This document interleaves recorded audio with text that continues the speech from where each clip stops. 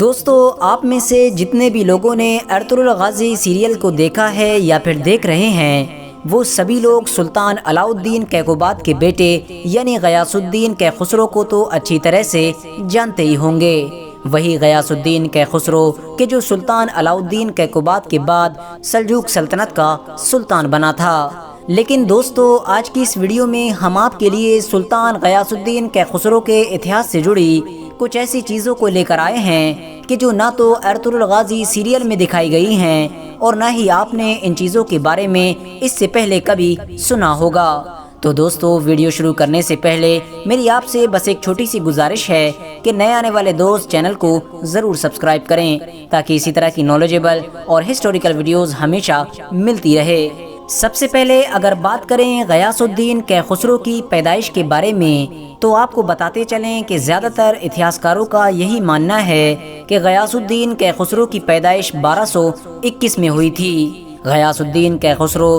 سلجوق سلطنت کے آخری طاقتور سلطان یعنی علاء الدین کیقوباد کے بڑے بیٹے تھے، لیکن سلطان علاء الدین کیقوباد نے اپنے مرنے سے پہلے ہی اپنے بڑے بیٹے یعنی غیاث الدین کیخسرو کو چھوڑ کر اپنے چھوٹے بیٹے کے اگلے سلطان ہونے کا اعلان کر دیا تھا۔ لیکن اس کے باوجود بھی جب 1237 میں سلطان علاء الدین کیقوباد کو زہر دے کر قتل کر دیا گیا تھا، تو ان کے بعد غیاث الدین کیخسرو کو ہی اگلا سلطان بنا دیا گیا تھا۔ اور یہ سب کچھ ہوا تھا سلطان غیاث الدین کیخسرو کی اس ماں کی وجہ سے کہ جن کو آج اتہاس میں ماہ پری خاتون کے نام سے جانا جاتا ہے۔ اتہاسکاروں کے مطابق غیاث الدین کیخسرو نے سلجوق سلطنت پر 1237 سے لے کر لگ بھگ 1246 تک حکومت کی تھی، اور یہ پورا کا پورا دور اس وقت تک کا سلجوقی سلطنت کا سب سے برا اور سب سے عجیب دور مانا جاتا ہے، کیونکہ دوستو غیاث الدین کیخسرو نہ صرف ایک کم عمر انسان تھا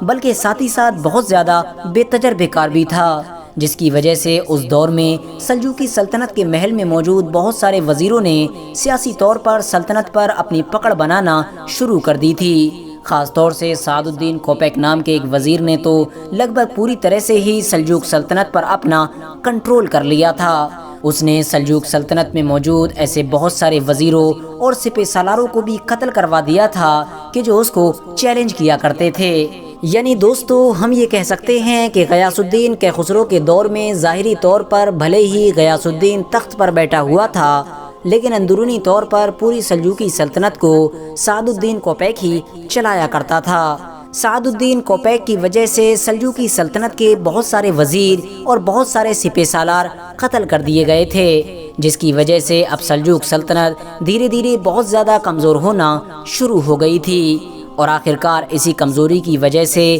1243 میں وہ دن بھی آ گیا کہ جس کو سلجوقی سلطنت کا سب سے کالا دن مانا جاتا ہے۔ یہ وہی کالا دن تھا کہ جس دن منگول فوج اور سلجوقی سلطنت کی فوج کے بیچ سب سے بڑی جنگ لڑی گئی تھی۔ اس جنگ کو اتہاس میں کوزداق کی جنگ کے نام سے جانا جاتا ہے۔ اس جنگ میں جہاں ایک طرف منگول فوج کی کمان اسی بائیجو نویان نے سنبھالی ہوئی تھی کہ جس کو ارطغرل غازی سیریل میں بھی دکھایا گیا ہے، تو وہیں دوسری طرف سلجوقی سلطنت کی فوج کی کمان خود غیاث الدین کیخسرو کے ہاتھوں میں تھی۔ اس جنگ میں سلجوقی سلطنت کی فوج کو منگولوں کے ہاتھوں بڑی زبردست ہار کا سامنا کرنا پڑا تھا۔ یہ ہار اتنی خطرناک تھی کہ اس ہار کی وجہ سے سلجوقی سلطنت ہمیشہ ہمیشہ کے لیے ٹوٹ کر رہ گئی تھی۔ لاکھ کوششوں کے باوجود یہ سلطنت دوبارہ ابھرنے میں کامیاب نہ ہو سکی تھی۔ دوستو، زیادہ تر اتہاسکار اس ہار کا ذمہ دار صرف اور صرف سلطان غیاث الدین کیخسرو کی ناتجربے کاری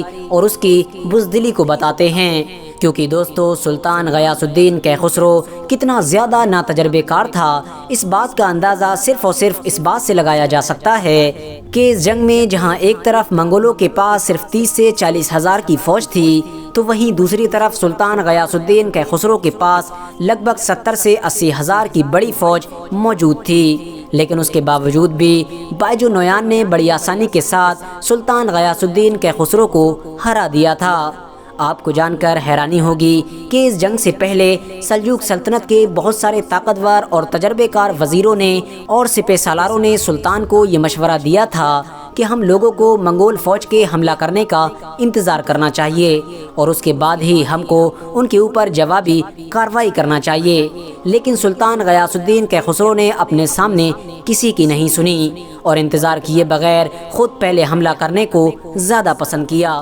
اور یقیناً یہ سلطان غیاث الدین کیخسرو کی سب سے بڑی غلطی ثابت ہوئی۔ دوستو، اب اگر بات کریں سلطان غیاث الدین کیخسرو کی بزدلی کے بارے میں تو آپ کو بتاتے چلیں کہ اس جنگ کے ختم ہونے سے پہلے ہی جب کچھ سلجوقی سپاہیوں کو یہ محسوس ہونے لگا تھا کہ شاید اب ہم یہ جنگ ہار جائیں گے، تو بہت سارے سلجوق سپاہیوں کے ساتھ ساتھ خود سلطان یعنی غیاث الدین کیخسرو بھی میدان سے فرار ہو گیا تھا، جس کی وجہ سے بہادری کے ساتھ لڑنے والے سپاہیوں کو بھی پیچھے ہٹنا پڑا تھا، اور آخرکار یہ جنگ سلجوق سلطنت کے لیے ایک خطرناک عذاب ثابت ہوئی تھی۔ دوستو، آپ کو جان کر شاید حیرانی ہوگی کہ کچھ اتہاسکاروں کا یہ بھی ماننا ہے کہ اس جنگ سے پہلے ہی سلطان غیاث الدین کیخسرو نے منگولوں کے ایک بڑے اور مشہور کمانڈر کو بہت سارا مال و دولت دے کر اس سے دوستی کرنے کی بھی پیشکش کی تھی، لیکن اس بڑے اور مشہور کمانڈر نے سلطان کے اس آفر کو ٹھکرا دیا تھا اور بدلے میں سلطان کے سامنے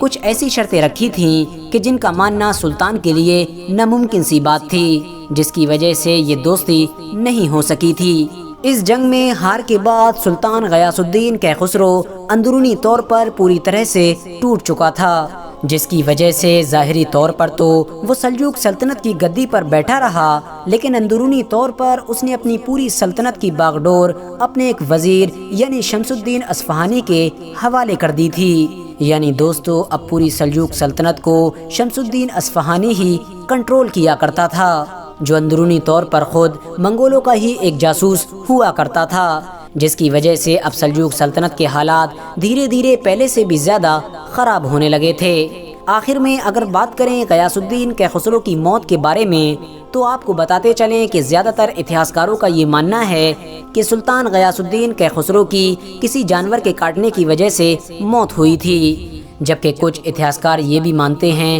کہ سلطان غیاث الدین کیخسرو کی موت کسی جانور کے کاٹنے سے نہیں بلکہ ایک سوچی سمجھی سازش تھی، یعنی سلطان غیاث الدین کیخسرو کو قتل کروایا گیا تھا۔ جس وقت سلطان کی موت ہوئی تھی اس وقت ان کی عمر صرف اور صرف 25 سال تھی۔ فی الحال دوستو، آج کی اپنی ویڈیو کو ہم یہیں پر ختم کرتے ہیں۔ ویڈیو پسند آنے پر نہ صرف ویڈیو کو لائک کریں بلکہ اپنے فرینڈز کے ساتھ بھی ضرور شیئر کریں، اور اسی طرح کی نالجیبل اور ہسٹوریکل ویڈیوز ہمیشہ دیکھنے کے لیے ہمارے اس چینل کو سبسکرائب کر کے ساتھ ہی میں بیل آئیکن کو بھی پریس کر دیں۔